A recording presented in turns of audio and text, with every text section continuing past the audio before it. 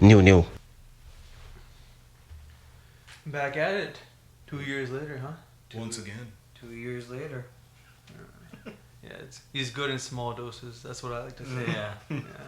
How's it Few been? and far apart. I know you've missed us. Yes, I did. No, we definitely missed you. For sure. There were so many times in the past like 18 months, I guess now. It's come up. You know, we're like, man, we gotta sit with this guy extensively for multiple try to because it was very engaging conversation the last time. I don't want to inflate your ego more than No. More than that. Yeah. He's like sitting at home listening to this on repeat. He's like, see, these guys said, oh, this good Just stuff. this I'm part. like, He's got it on loop. Just this part. It's 15 seconds. It's part of his morning Spotify list. Morning mantra. He's like, you're good. You're great. Yeah, how's it been? I know you've traveled extensively. Where you been? Pakistan, majority of the times. But yeah, back and forth. It's been out of the year. I'm probably there 6-7 months. And how has that been so far? It's been a good experience. I think if you have love for the country, then it's the best place to live. But you want to dive deeper into just apart from the emotional part of it, what do you think about security? The usual things that people have, the perceptions people have is hey, there's a security issue, economic development, and just infrastructure. So yeah, I personally I've been there for 3 years now, and I was just there for 2 months. Came back last week, and I've honestly never felt any life-threatening event happen.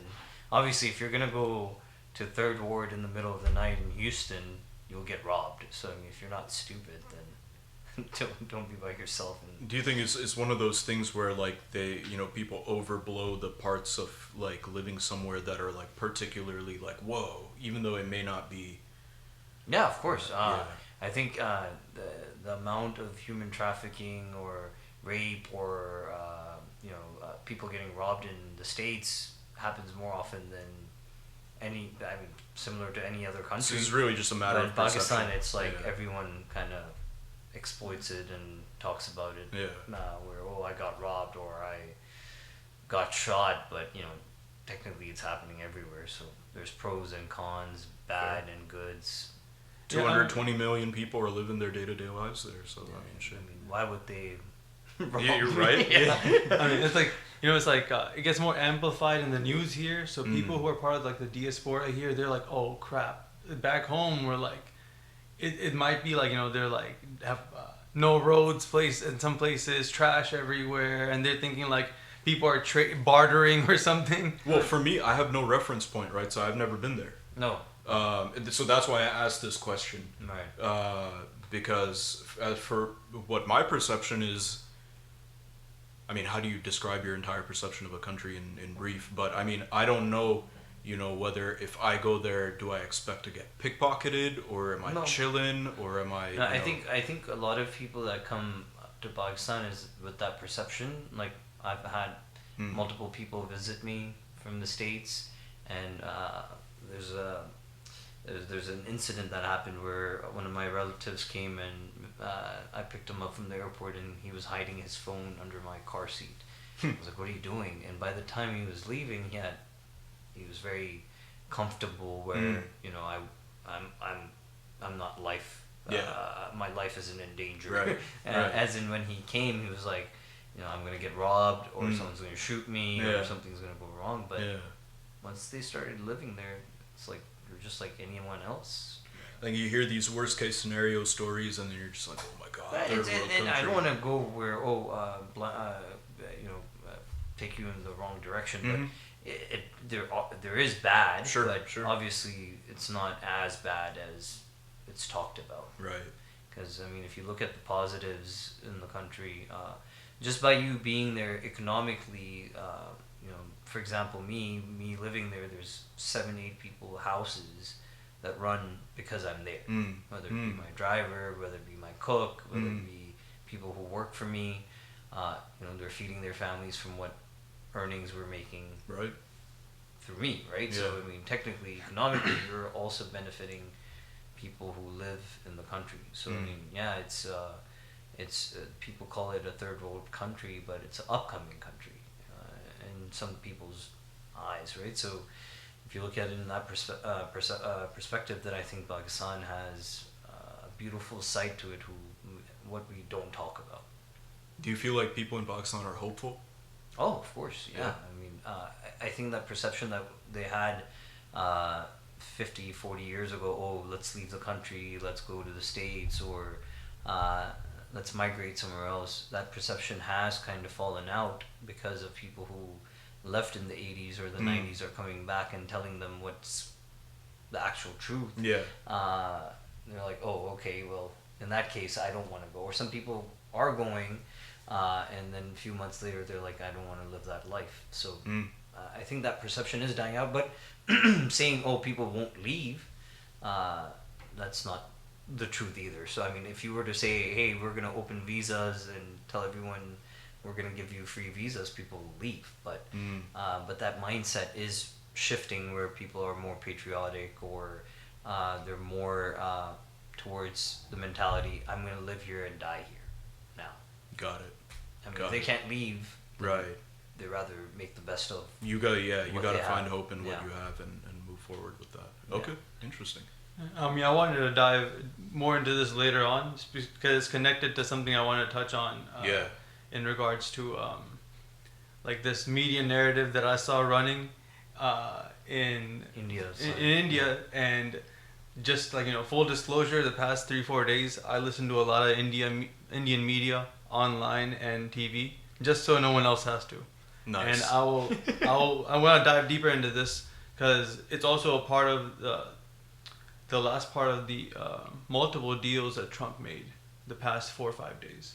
Yeah. Right. And I think this India-Pakistan ceasefire, I mean, according to him, he was like, yo, cut it out.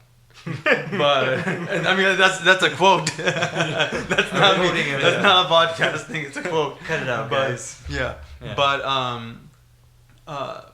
he went throughout the Gulf and he's made deals, I guess, the past 4 or 5 days now with Saudi Arabia, UAE, Qatar, the Houthis, the Houthis, Allah, Yemen, yeah. And I think he made a ceasefire deal, or I think it's in the process at least with Hamas, in exchange for this hostage that they just released, the last American hostage, who, I mean, coincidentally they flew immediately from Israel, Gaza to Qatar, before bringing him here. Photo ops and all that. It's an interesting dynamic. When we were talking about this at the end of season 2, which was actually just a couple weeks ago, it was like, hey, how could Trump be maneuvering, using these tariffs, using these different, like, you know, whatever he considers deal making to reignite the Nixonian dynamic, that the trilateralism, like, hey, let's secure our sphere of influence and differentiate ourselves with our competitors being Russia and China. And even though it's a bit of a role reversal now with the China being the preeminent power, in that, especially in that dynamic, it was interesting to see him going over Netanyahu's head and doing all of these things, considering the infiltration of Israel throughout every rung of the bureaucracy in this country. The political class it's entrenched in the political class, in the liberal education class. It's entrenched in all the vestiges of the state to an extent, and it's done this very intentionally over the past 30, 40, 50 years. Maybe actually more, probably. And but 1960s onwards. 60s onwards, yeah. And if this comes to fruition in any, like, you know, even like half of what, you know, is being talked about the past 4 or 5 days and signed off on,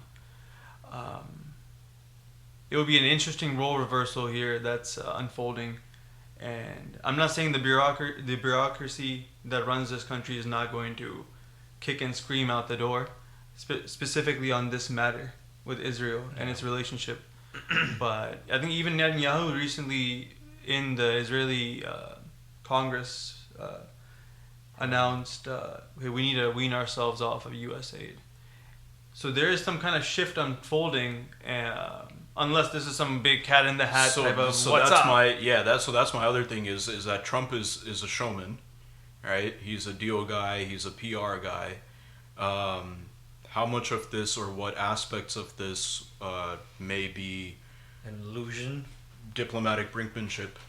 Yeah, I mean, I personally, I think it's an illusion of, if that was the case, and what Trump is doing is without the permission of, the people who are holding his strings. Yeah. Then he's gonna get shot or killed.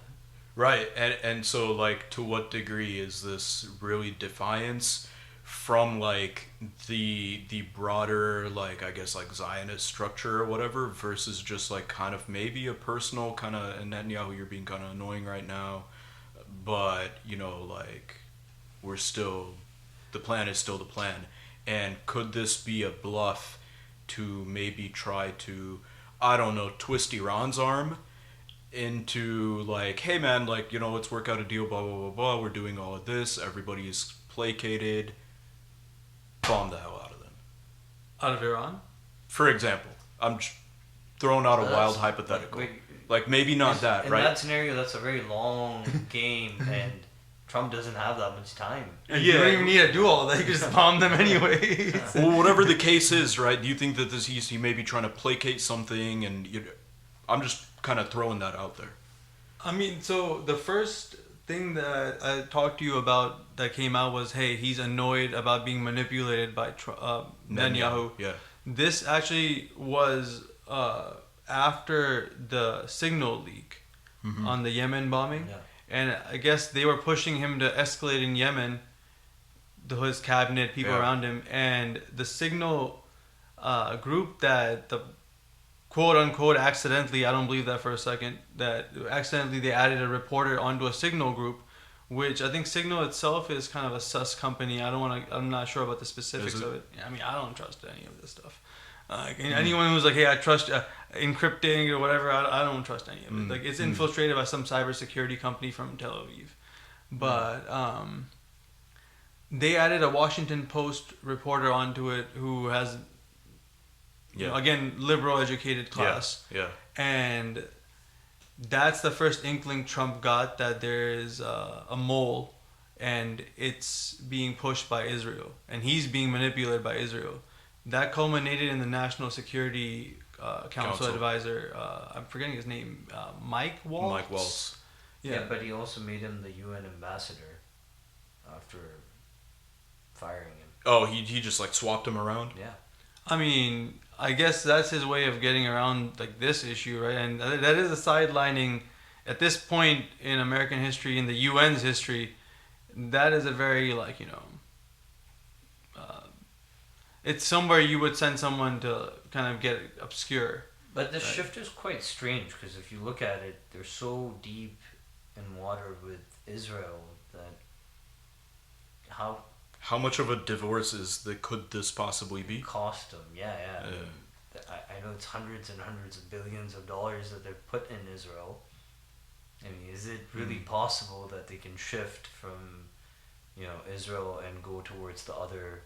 So there's two things at play. Trump specifically, and then the lobby that he represents in mass. Trump specifically, you're like, hey, I got bought by Miriam Edelson, and she's worth $20 billion. And he's probably himself worth $1 billion or $2 billion, I'm assuming. And now these Saudis and Qataris are like, hey, they're talking about trillions. Yeah, they're like, wait, yeah, they're like, we run this like transaction in the international markets when you exchange and you settle that transaction in the dollar. Yeah. That's being transacted through them as well. They're part of that supply chain, as well as just they're the ones powering this international war machine for the most part, right? But I think there's also a big play that Saudi made when they didn't sign the petrodollar deal. Was it this year or was it last year when they didn't sign the petrodollar deal, so they're not going to be trading, or they're not obligated to trade in the petrodollar. So they were trading with Russia in rubles for something, I know. Yeah. Yeah. Because the reason why riyals or dinars and dirhams are still at 3.5 is because of the deal that they signed with the US in the 40s or the 50s, where their currency would stay stable as long as they trade oil in dollars. And Saudi didn't sign. I don't know if it was this year or last year, and I think that had a play in it as well. So them kind of putting Right now, their eggs Trump in is- another basket. I mean, now Trump is coming to them and saying, "Hey, I'll do this," but how much of it is smoke and an illusion where, okay, we're signing these deals, but how many times have we seen U.S. really back out of those deals? And also, I'm curious: are these deals set in stone? Are these MOUs? Like, I'm not sure. I mean, the one thing for sure I know, that plane that he got, because that's just right That's there in your face. Yeah. And that was $500 million worth, right there that they gave him. I think I forgot Miriam Ellison. I forgot how much she gave him. 100 million. 100 million on this election campaign. So right they off just the bat. threw a $400 million present, like, hey, do whatever you want with it. It's a luxury Air Force One.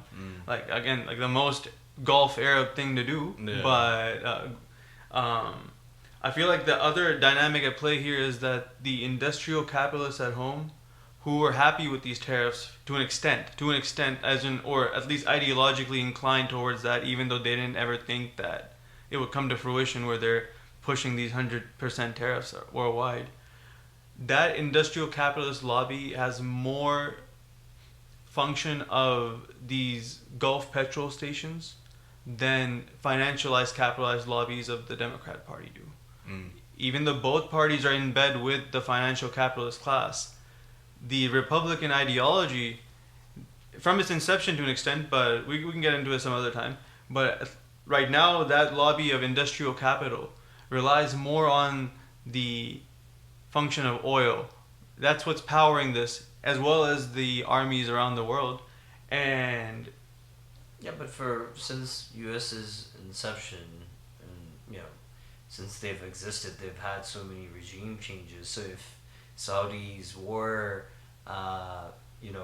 not agreeing with what Trump was saying, or the U.S. government or AIPAC was saying, they could have easily shifted their regime to another king or another prince, just like they did with King Faisal. I was about to say. They shot him dead, and then someone who was a puppet of the states came as the king. Yeah. So, these apparatuses have strengthened considerably, like the intelligence apparatus around the world.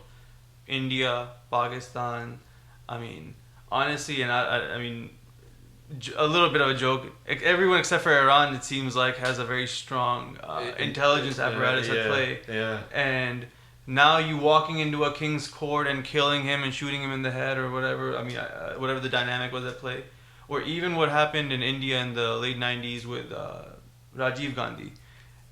In today's world, that would be an intelligence failure of epic proportions. Now, like, you're talking about, like, an entire, not a government changing, in a state being purged of different, I mean, again, there are exceptions, like the JFK. Saddam just happened. I mean, it was not too long ago, when they got into Iraq and just killed him.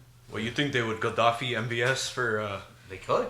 I mean, I feel like Saudi Arabia has there's too much at stake in Saudi. Yeah, but they have so much military bases in the Saudi regime that for them to do it, I don't think it would be a hard task to accomplish. I mean, that would affect the oil trade, The oil and the destabilization. I feel oil like. speculation would just completely, like.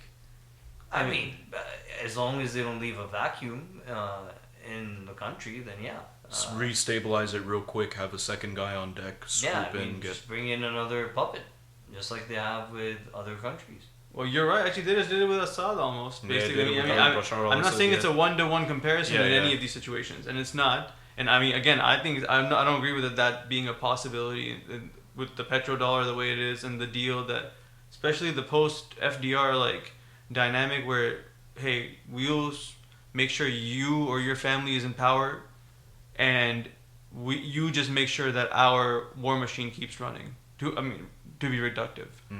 I feel like that is such an abrupt suspension of that deal or ending of that deal to make a heavy-handed maneuver like this, especially in a world where now you have competition worldwide. When you were the sole hegemon from 92 to maybe 2010, I guess, maybe? Yeah. Yeah. I mean, after the financial crisis, you could say that. Yeah, maybe. That's when that's when you saw it was not like a level tanking. Yeah, 2010, maybe 2012, let's say, in 20 years, that 20-year period of being the sole hegemon, it was a very anomalous time period, right? And now you can't treat this, like, I guess we are learning this in this country that, I guess, 90s babies, internet people, people who grew up in the 90s and, like, maybe have, like, become more socially or politically conscious in the internet age. They're not used to this dynamic where the U.S. can't just go in, drop a bunch of, like, 100 troops in a country like Grenada or something and just kill off a bunch of people and, like, leave. If you look at Palestine, what have they been doing for the past 2 years, a year and a half now? They've been dropping bombs in front of everyone's eyes, and they've managed to do it. They've killed almost 50,000 people. What, 50, 60,000? No, that they stopped the count way long time ago. Yeah, bro. They had like 250,000 with by the media that we have today, social media that we have today, people who have phones in Gaza, they're recording the whole genocide happening in front of everyone. But did that stop them? But if you try doing that in something like Saudi, it would destroy the oil trade immediately, and that is what's kind of powering this whole, like it would backfire, and it would destroy everyone's trade. Like, this would be like something like making you, it's not a pariah state situation. This isn't like, we're talking about, I don't want to exaggerate, something like a Bronze Age collapse where our international trade, everything powering these huge behemoths on the seas. I mean, unless they're nuclear powered, which, I mean, I'm not sure what percentage of worldwide armaments are. I doubt that's that many. So it's basically too big to fail. I mean, too big to allow it to fail. Yeah, you would be destroying and pushing the rest of the world immediately into the arms of the Chinese. But they can still control Saudi, right? A majority of their assets are where? Well, so I think that's where this, like, deal stuff comes in, right? It's like, how can we leverage this in a way where we can keep whatever we want of Saudi in our grasp, right? So I don't know what was the deal that they worked out with Saudi. Do you know? I forgot the numbers on it. Whatever. It's like a big investment that they're $2 trillion. 2 trillion investment. I mean, that's 2 trillion Saudi investment in tech. Tech. Probably a lot of it is AI. Yeah. They had, at the same conference, they had Sam Altman, the OpenAI CEO. They had Elon Musk.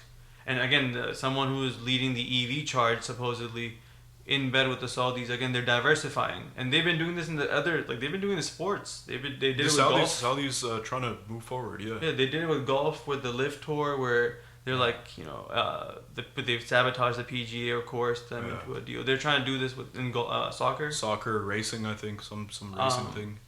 Yeah, but then all of these guys who were there when they were signing this deal, they were all Zionists.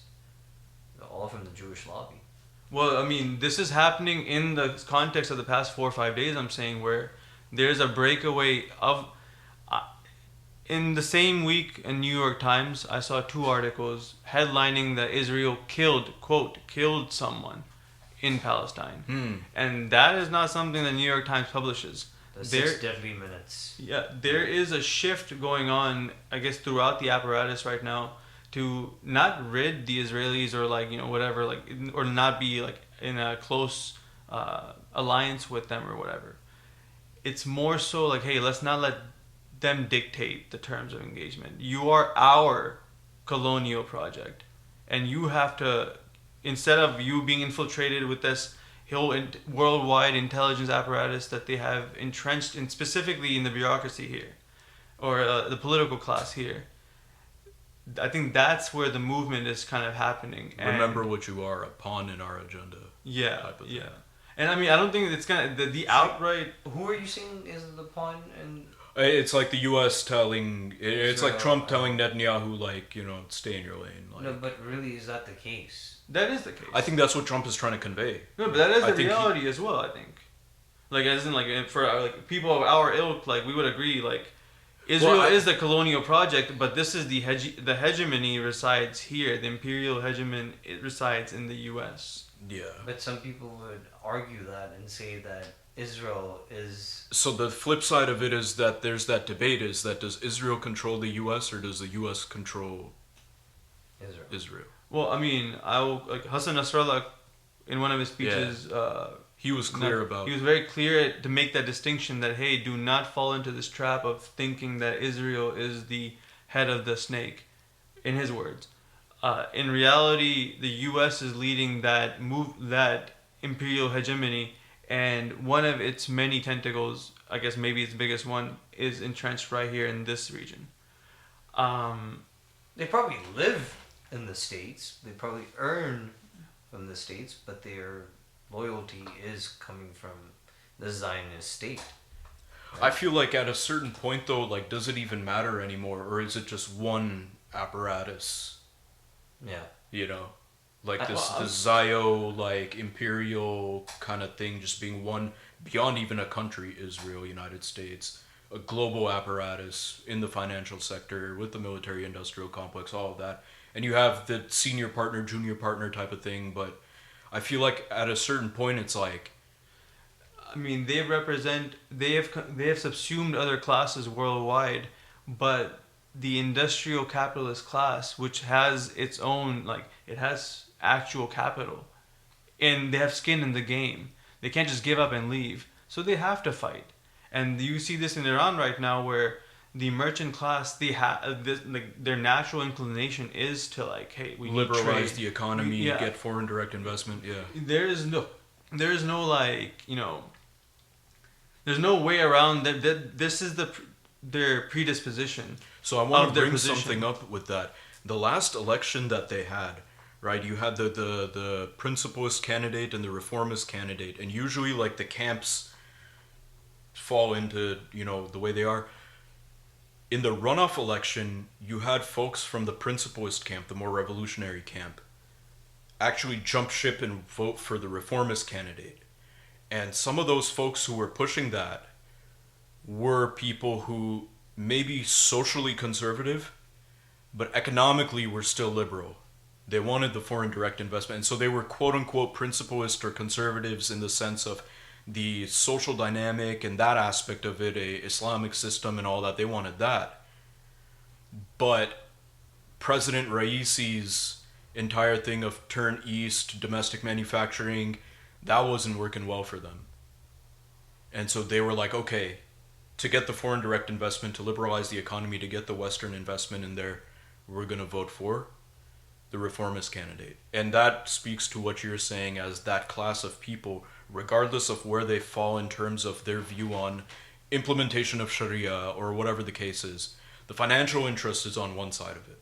Stable trade and stable currency supply. And I mean, but in their case, they want an easy money supply to keep facilitating this trade.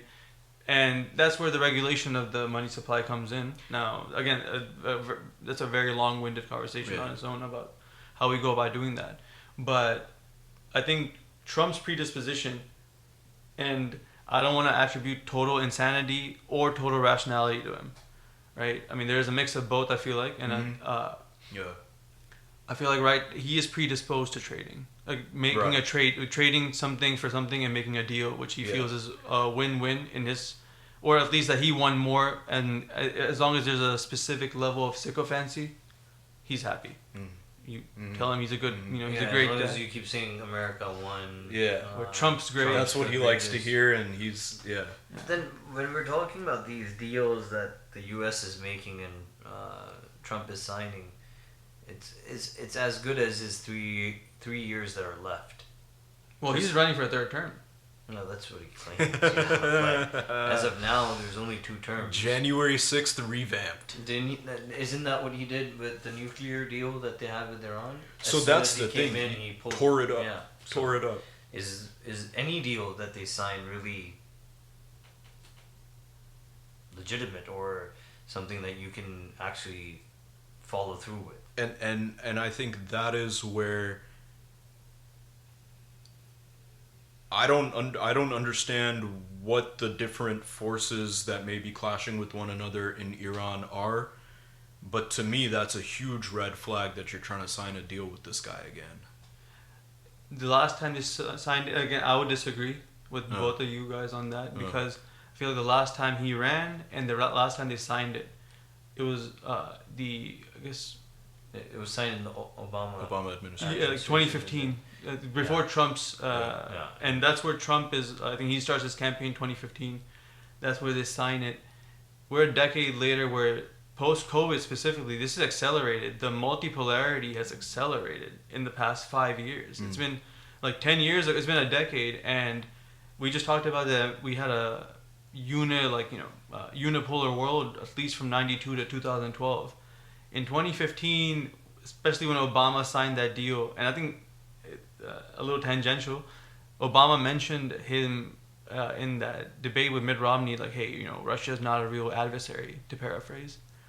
That showed that he did not have a good estimation of where American soft power was at that time, where Russia was at that time, because this is post-Crimean incursion, and he did not understand that China, the acceleration in their standing globally, and their how they're entrenched in the trade worldwide, providing cheap finished goods in international markets that people demand. I mean, if you immiserated the whole world, they want cheap finished goods, historically, that's been the place where trade has been the pinpoint center. Yeah, the center of trade. The people want to trade with China, except for maybe like a 100-year hiatus, and they've regained that position quickly.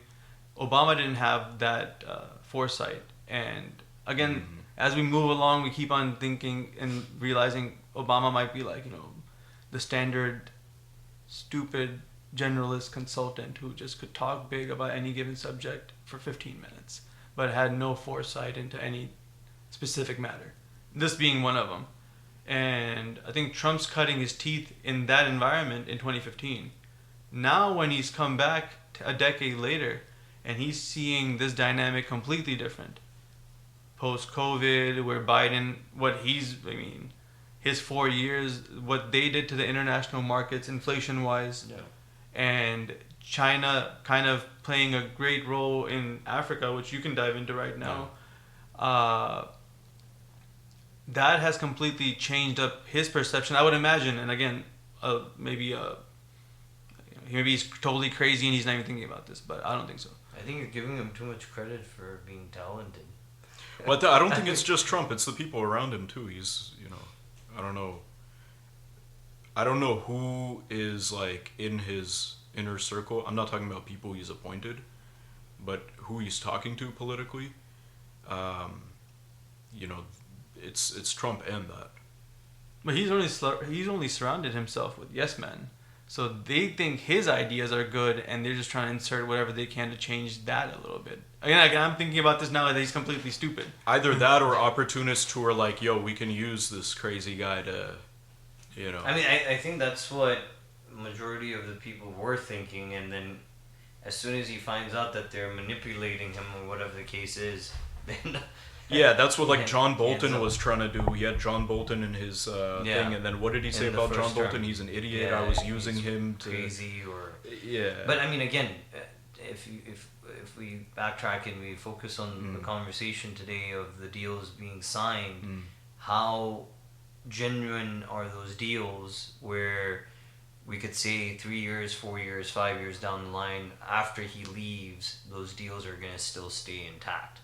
Or, in fact, if those deals are going to stay intact tomorrow, if this is something that he is doing against what AIPAC wants or the Zionist lobby wants, they can make, just like if I know we're going to talk about this later, but a false flag operation that can take place It's like in the early 80s or 90s, I think, when Israel bombed... USS Liberty. They had a bomb attack right outside their embassy in, I think it was London, or where was it? I remember, I vaguely... They had a false flag operation where there was a bomb that went off outside the Israeli embassy, and then they pushed for war just because of that bomb that took place. So it was a false flag operation. Now, if that is what Trump is doing, is going against the Zionist lobby, then what makes us think that this deal will stay intact and Zionist lobby won't do anything about it and just take control?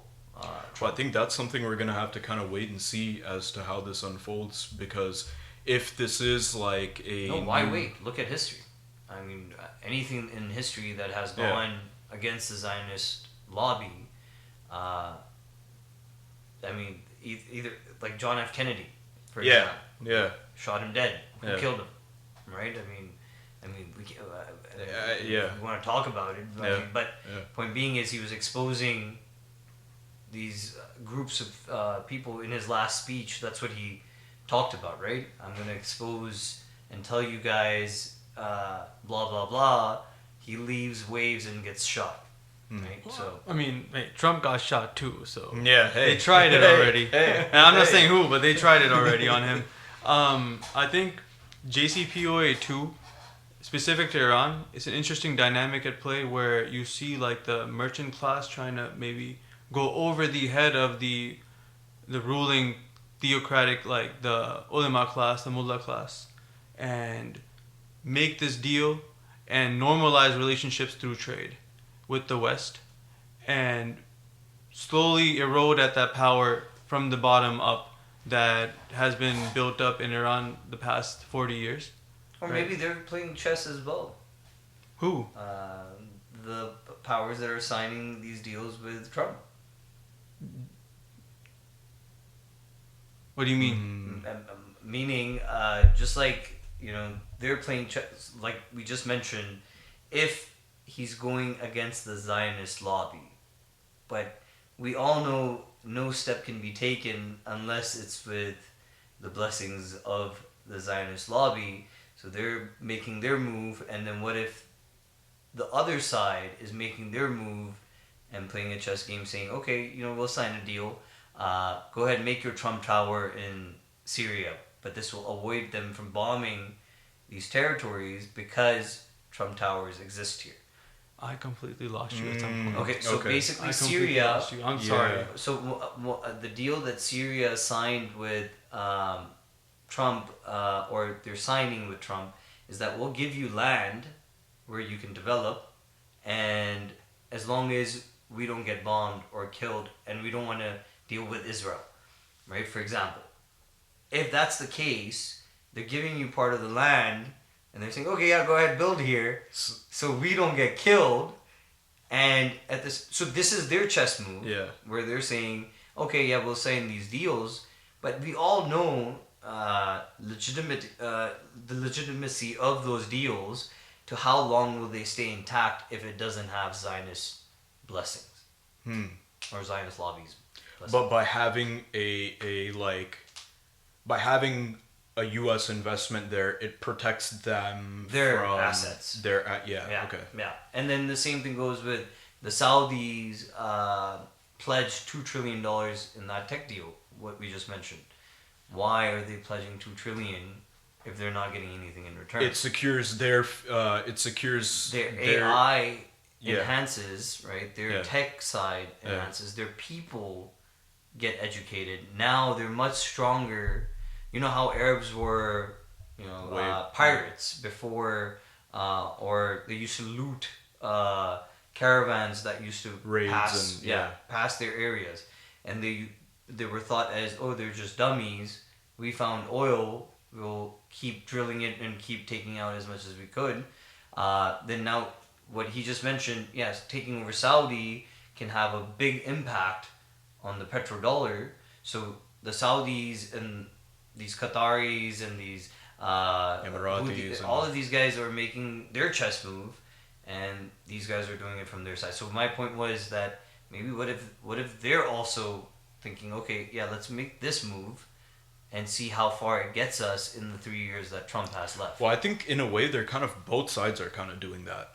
Yeah, you know, I think the Wait, Trump side, specify both sides here. Like, the Trump side and the Arabs, the Gulf Western Arabs. the Western lobbies that are standing with the Zionist regime, and then you have the East side or the Middle East side that's standing with, well, I mean, technically somewhat with Palestine. Well, I don't feel like that's in, like right now that like this might have, I feel like that it was a easier way to explain this 10 years ago, but right now, like the Western lobbies, like you said, I feel like they've been fragmented.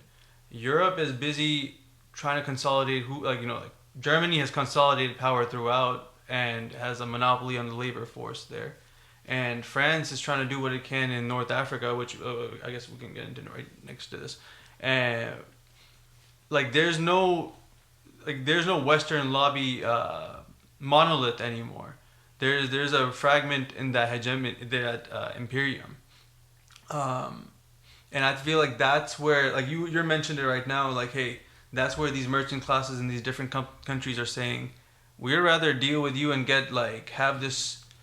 We'd rather live with you Yeah. and deal with you rather than Israel, who's trying to occupy us.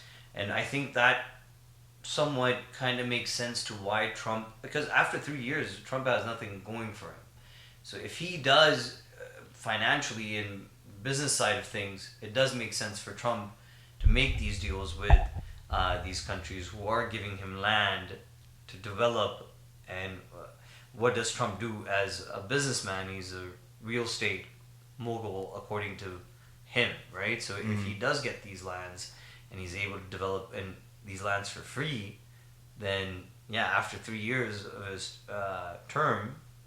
Well, he's got to lock in whatever he can lock in then. I mean, that's what he's doing, so, yeah. right? But again, if this isn't with the blessings of the Zionist lobby, maybe he's going over his head. And tomorrow, but that's where I'm saying not, we're gonna see if he gets assassinated or not. Well, I mean, right? It's not in the benefit of the Zionist lobby. The deals he's made are complete. They're not in the Zionist lobby's favor. Well, so according to Grok. Oh my God! Add Grok. Sar, is this true, Sar? Raphael down. Grok Sar. According to Grok, parts of the $600 billion U.S. investment commitment are MOUs, right? In the area of energy and technology, versus, so that's where I'm saying in Syria. I don't know. Grok was just saying in general. I mean, in what, like, what are they investing in? I mean, whatever, like on like that front, right? My point in saying that they're MOUs is that they're not legally binding, right? And it's so it's more of an IOU type of thing. Kind of an IOU type of thing. Hey, if it goes through, great. If it doesn't, contractually, they're not obligated. Right, and not to say not to say that this yeah. is meaningless. An MOU doesn't mean nothing. It's not just words. Forward. It is a step forward, but it's not quite locked in. The ins and outs of it are probably not hashed out. The technicals and all of that. But I think we need to differentiate, and I think that's where we're whose interest is this working in, and it's not a mutual interest here. Where hey, he's gonna get the land, and the Zionists also win. No, this is now like a zero-sum game where if the U.S. has entrenched its interests, like they have real estate development, they have, like, this guy's opened up 50 apartment complexes in somewhere in Syria. Now in 3, 4, 5 years, when Israel comes and tries to settle into that land, now there's entrenched U.S. business interests, multinational interests at stake. So now you can't mess with those as easily. So now you are in confrontation with the Greater Israel Project. Because the Greater Israel Project wants dominion over that and wants, they will be happy to deal with multinationals as long as they're working under the authority of the Israeli state, where as opposed to where, the Syrian government, Hamas, I guess maybe even Iran now were making these deals over the head. But look at it in this perspective. If they do get a strong foothold in Syria and these countries that are, you know, bombed to shreds. Now, if they do get control over Syria, what makes us think that we won't say to Israel, "Oh yeah, don't come here"? For them, Israel Who is won't their. say that? Like for example, for the U.S., Israel is like their brother in Middle East. What makes us think that if they were to invest in Syria and build these properties, that we won't say, "Oh no, Israel, you can't come to Syria because we are invested here." Yeah, come here, take leadership where you're running the government, but financially we are invested here. You know, I mean, I don't. isn't that what happened in Iraq? I mean, the U.S. multinational companies were in Iraq when they started bombing. Completely different dynamic. No, they would. Iraq was under sanctions, and they bombed the hell out of those investments. Whoever invested in that was bombed. I mean, we were in Iraq as late as 2019. That place looks bombed, and it's been a long time. Like, that's not the kind of rebuild that you want when you have entrenched business interests already. When you've sanctioned someone for 2 decades, bombed the hell away. They were bombing Baghdad and stuff in the 90s too, right? So that's not. When you have multinationals here, big real estate, big development going in, and again, I'm not saying this is what's gonna unfold. Don't get. Yeah. I'm just talking about specifically like specifying whose interests are at stake here, and the Greater Israel Project, and even what I mean the past contradicts post October 7th. There's a conflict. This post October 7th, 2023, Israel has killed like 6 figures like people. Like they've killed so many people. Right, and they've tried to level this land so that they can take over. And now Trump's like, okay, we'll just negotiate with the ruling party, and now you have to give us all this seaside land so that I can build resorts all over it personally. Well, now it's not as easy for Israel to go and bomb the hell out of this place. Yeah, but why would they bomb it? That AI clip that came out with Trump and Netanyahu sitting by the beach. Oh, bro. Yeah. So yeah. I mean, Trump, Riviera, Gaza. Well, so the impediment to this would be the Palestinian resistance in Gaza, right? You have to either get them to capitulate, or I mean, you're not developing. But isn't Gaza the Gazans saying, "Yeah, we'll do business with the U.S., but we won't do business with Israel"? Yeah, I mean, Hamas? Why would you not? Yeah, why would you not be? Yeah, like, Hamas released this hostage and good. They released one hostage. They still have 36. That was the last American hostage. Yeah. Everyone else is still Israeli. That's being hosted with Hamas. But what I'm saying is according to Hamas, they're okay with doing deals with the United States. Are they okay with laying down their weapons and allowing the United States to take over Gaza? They're okay doing business with them. 2 different things. So they're okay with, hey, you can build... In exchange for what? Yeah. No. Laying down their weapons and doing business with the U.S. in exchange for what? That's what my question is. Well, I mean, I guess... because what Hamas wants is your sovereignty over the Gaza Strip. So now you give the sovereignty to the administrative body that is in charge of your investments. Now it's overseeing... that is now conjoined with your investments as its source of legitimacy. So what is it? Hamas that's going to oversee those, or is it going to be okay? Hamas, you disband, you get out of here. Well, he made I think deal directly with Hamas there, and to do what though? To release the hostage. To release a hostage. Yeah. And that's it. No, but then it's a deal made in good faith. Yeah, that's what he said. He also said, or there's conversations of Palestinian land actually being a state of its own. Him recognizing a Palestinian state. But as far as I've read, that's just a leak. That conflicts with what Israel wants to do, right? So it's I don't know if it's just an illusion that they're trying to throw. Hey, we'll give you a state. Let's stop this war, and then they start taking over again. I thought that Trump was kind of floating that out there to kind of piss off Netanyahu. Like, yo, man. No, but really, I mean, even if he were to piss off, I think in his last term as well, he didn't get along with Netanyahu. Towards the end, they fell out. Yeah, he didn't go. But again, Netanyahu was here. He was hugging him. So it's all a charade of, I'm showing you this, like the Ukraine Zelensky issue where They just had a meeting, and then they come out and he blows the shit off on media where he's talking all sorts of shit about Zelensky and how he's taking money from us and shit like that. So it's, again, behind the doors. What they're talking about, what they're discussing is, we'll never know. But in today's day, with Zelensky and what we did to Ukraine, is we pretty much bought him with all the debt we gave him. So technically, they don't really have to lead you in the front end, but on the back end, they own you financially, in every aspect. So you technically have to do what they're asking you to do. Just like Egypt didn't go into Israel, because if the U.S. aid stopped coming to Egypt, Egypt's economy would collapse. That would be it. Yeah. Yeah.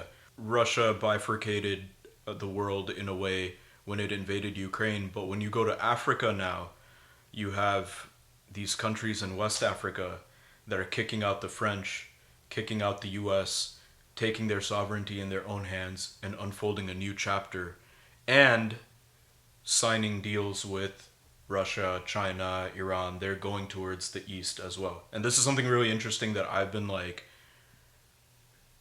I've been very interested in this, to see this alliance of Sahel states in West Africa, Mali, Niger, Burkina Faso.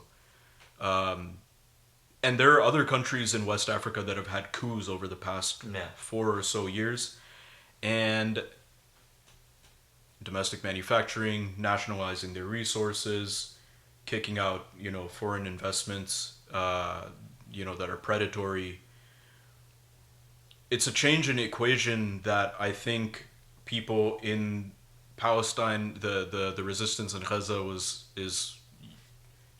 people are looking in that direction, and how to decouple from France, the U.S. That, and then for the past 2 decades, I think Africa has had a shift in politics. The social media had a big impact on it as well, where Africans are starting to see that their resources are being looted, and everyone that lives there is, still broke as they were in the 50s or the 60s. And again, they're kicking out the French, they're kicking out the British Empire from whatever is left, where they're still paying taxes to the Queen or the King now. It's insane the level to which the French control these countries. Their treasury, their money, Burkina Faso, Mali, Niger, Senegal, these countries, their money goes to a French treasury. The French control the disbursement of that money. The federal, they use the CFA franc, the currency that's controlled by the French. Yeah. It's completely and so one interesting thing is, like you're saying, social media has been a big part of this. It's a lot of the younger generation. And so the future of Africa looks bright in terms of their national sovereignty and all of that. One thing that's interesting here is you see this whole idea of democracy and elections, and people are always like, a democracy is kind of a sham, whatever. Bro, these guys are coming into power through coups. Not talking about elections, not talking about anything. Sovereignty is what's most important. Economic development is what's most important.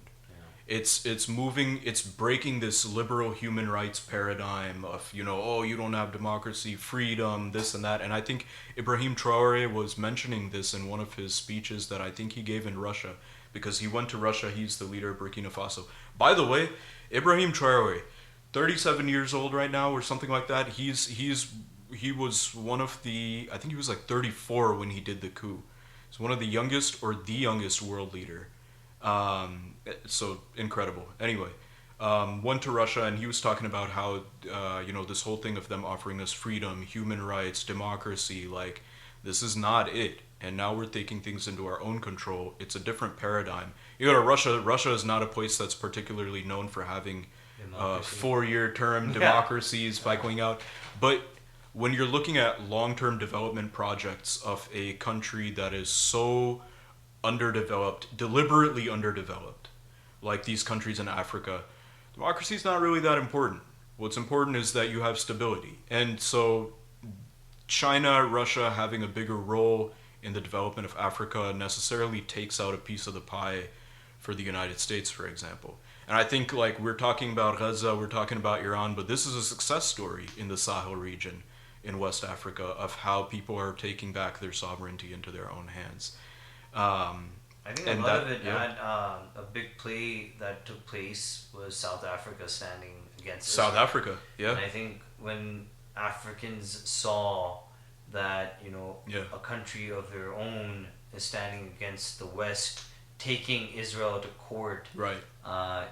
Fighting Palestinian battle. Yeah. I think that also gave a light towards the end of the tunnel, where they're like, hey, when South Africa can do this, and South Africa is just a small portion of Africa. Yeah. How strong are we as a whole continent? Right. And I think that's what Gaddafi was also trying to do. That's exactly what Gaddafi was trying to do. Where he was trying to bring the whole continent under one gold currency, which obviously backfired. Yeah. But at the time, Libya was the most flourishing country in the African region, and they shot economically him. stable. Now, well, they didn't shoot him; they impaled him. They impaled him up the ass. Yeah, that was they did some bad stuff to that guy. I mean, I don't know why I'm laughing at that. I don't know. You get Hillary Clinton. Oh yeah, she laughed at it. Sean damn it, Hillary Clinton. God damn it. She's like, "Oh, we impaled him." Ha ha ha. You're hey, this guy. We saw the cover's blown. What was it? We saw in Concord. We came. We saw. He died. Ha ha ha ha. She butchered the Concord thing. She's like, we came. He saw. He died. Like this, the French dynamic is interesting with the uranium trade in West Africa. Yeah. This compiles the issue for Europe with this existing energy crisis that they've been on and off ongoing with this Russia-Ukraine thing with the natural gas, crazy natural gas prices throughout Europe. This, where so much of Europe, specifically France, is nuclear powered. Yeah. I think almost. I mean, I don't have recent numbers. Residential, upwards of 40%. From what I read, a third of residential power is nuclear. Yeah. If I'm not mistaken, from what I read, that's what I remember. Yeah. So this has detrimental effects on France, who is just trying to figure out how to like. And the uranium comes from Niger, 90% of which has no electricity. Yeah. Right. So that dynamic. So now the French are. The prospects are looking thinner and thinner as these countries. Yeah. That's why you see increasingly the world gravitating towards the Chinese because they see Africa specifically as a petri dish of, hey, well, we've seen the European experiment for 150 years, and now we're seeing the Chinese one, where the Chinese so far have not done like a Patrice Lumumba thing where we kill your guy. They have not, toppled a lot of governments. Also, what's kind of helping that stance is because the whole Ukraine and how the West isn't able to protect one of their allies, and after Ukraine, for Russia, the whole European Union is at his knees. Not only unable to protect, they're throwing them under the bus. Yeah, I mean, they not willing to protect. They gave billions of dollars, not in aid, as a loan. Yeah. To Ukraine. It's all transactional with the United States. I think it's even with European countries who gave him so-called aid, they're all loans. So they pretty much own Ukraine, but now that all these other countries, these smaller countries, they see that, hey, this is how an ally is when, so what, Ukraine isn't part of the NATO alliance, but really, if not on paper, it's technically a NATO effectively country. Where you're funding them, you're giving them weapons, but you still weren't able to defend Ukraine. And now Trump all of a sudden goes, hey, we're not giving you shit. Sign a peace treaty or screw off. And Russia's already taken thousands of kilometers of land from the Ukrainian territory. And these other countries are seeing how the West empire, what it used to be for the past 150, 200 years, is actually at its decline. The same thing with the whole, I don't want to get into the LGBTQ, but this was trying to be implanted in Africa, where African countries were like, we don't bring this shit here, keep this within your own territories. Yeah, I think that's one of the things.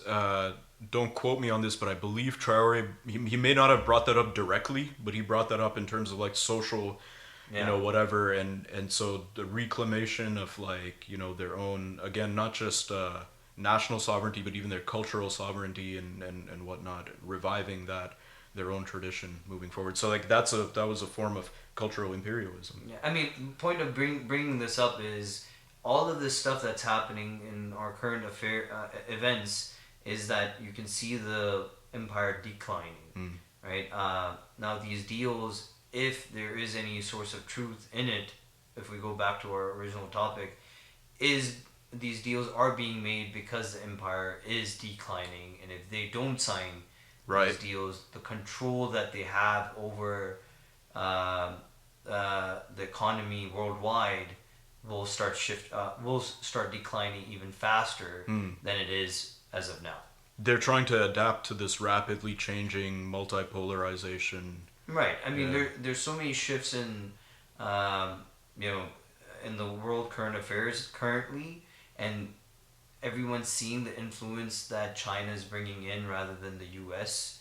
as of now. Like the peace treaty that was signed, or Chinese involvement between Iran and Saudi Arabia. Iran and Saudi Arabia. Then China had an involvement in Gaza, Yemen and Saudi Arabia. Exactly. Yeah. So I mean, China's playing bigger roles than the U.S. As a whole. So U.S. sees that declining, and I think that has an impact on why he's coming out and signing these deals. I think because I guess maybe is having that relationship with Israel is isolating the U.S. Maybe in a way. It's just a thought out there, but for sure. Again, I was always about the illusion aspect of it. Well, another way in which China is going up, their weapon stocks are going up because in this war with between India and Pakistan. Before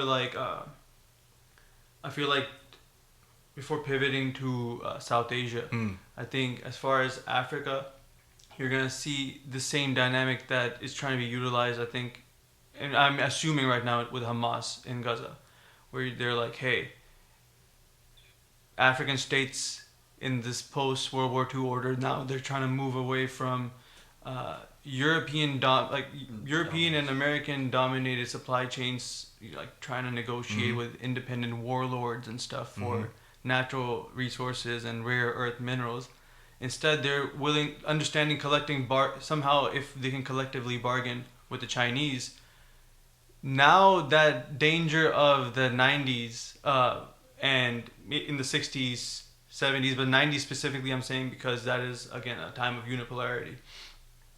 They're like, hey, if we become entrenched with Chinese business interests and with world trade in general, like the supply chain has to rely on us, which it does already, but that was easily controllable before, and you mentioned that. Now with the Chinese involved, you can't just go and bomb this country and take over, because there's a lot of money at hand, from money at stake on their side. Their banks are involved. So it's a security guarantee as well. And that is what I think the ultimate, and not to belabor this, I know we've been talking about moving on to South Asia. I feel that is what the ultimate deal that Hamas is trying to make, and what JCPOA too, the merchant class itself is doing in a micro level with making this deal. And now that whole apparatus in that country that has been formed, where they're not at the top, they're not in the they're not in the driver's seat, that reverses. They're able to dictate terms based on running the economy in conjunction with this world trade. And domestically now, you can sideline some of the ulama class, and also with this deal, the first thing that the military has access to, international weaponry. Once you're in bed with the international weapons manufacturers, which you will if you're competing at this level, which again we're going to talk about right now, that embeds you completely with the machine. Is that a circumventable issue, or is that the best of a lot of bad options? I guess we'll see in the coming weeks and months.